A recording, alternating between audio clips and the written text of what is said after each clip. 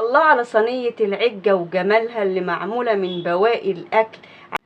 بسم الله الرحمن الرحيم، والصلاة والسلام على أشرف المرسلين سيدنا ونبينا محمد صلى الله عليه وسلم. قبل ما أقول أي حاجة يا حبايب قلبي، صلوا على النبي، زيدوا النبي صلاة. اللهم صل وسلم وبارك عليك يا سيدي يا حبيبي يا رسول الله.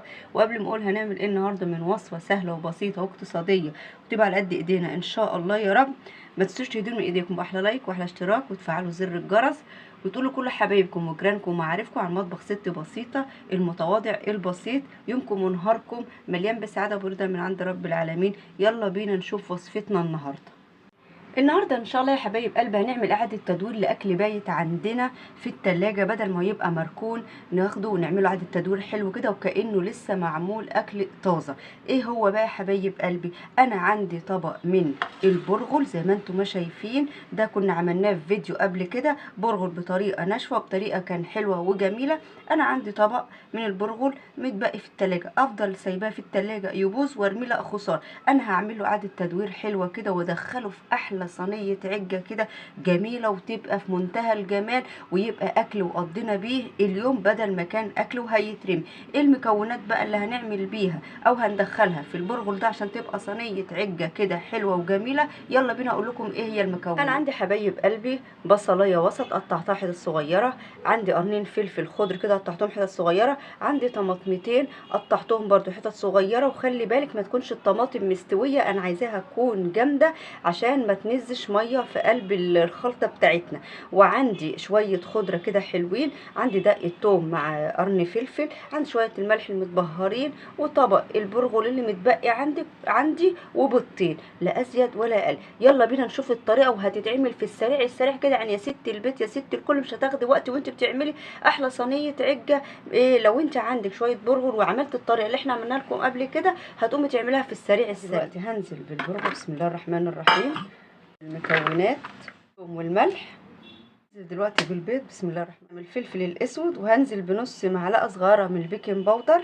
ودي خطوه اختياريه، مش عايزه تحطي بيكنج باودر حبيبه قلبي خلاص هتبقى صينيه حلوه وزي الفل. خليط جامد بسم الله الرحمن الرحيم، بسم الله الرحمن الرحيم، واقلب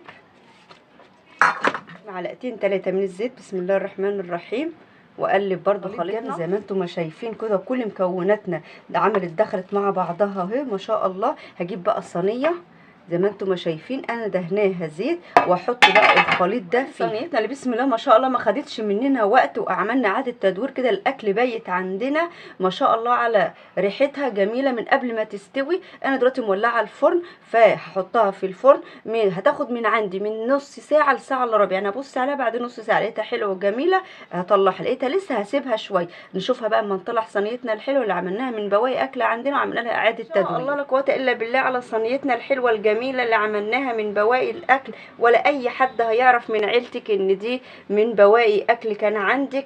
الله اكبر على ريحتها وعلى جمالها والا طعمها بقى يا حبايب قلبي. وما حبيبه قلبي لو عندك شويه برغل كده بايتين في التلاجة، شويه رز، اعملي احلى صينيه عجه ما شاء الله لا قوه الا بالله. احنا بقى هنسيبها تهدى كده شويه ونقوم ماسكينها مقطعينها ونوريكم بقى احلى سفره عندنا واحلى لمه عيله عندنا على اكل بايت محدش هيبقى عارف ولا من شاف ولا من دي. اكلنا الحلو الجميل اللي عملناه زي ما قلت لكم من اكل بايت عندنا.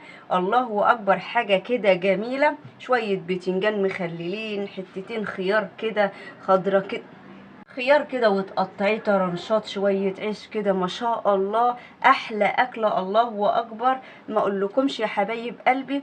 قومي على طول يا حبيبه قلبي، عندك اي اكل بايت كده هو فكري وكده هو واعملي احلى. الف صحه والف هنا على قلوبكم. ما تنسوش الدعوه الحلوه، ما تنسوش اللايك، ما تنسوش الاشتراك، ما تنسوش تفعلوا زر الجرس عشان يوصلكم كل ما هو جديد وحصري ومتواضع من مطبخنا مطبخ ست بسيطه وبنوتته. وتقولوا لكل حبايبكم ومعارفكم عن مطبخ ست بسيطه وبنوتته، وتشاهدوا فيديوهاتنا للنهايه عشان تعرفوا اكلتنا كلها مكونه من ايه وبتتكلم على ايه. يومكم ونهاركم مليان بسعاده وبرده من عند رب العالمين. قولوا امين، والسلام عليكم ورحمه الله وبركاته.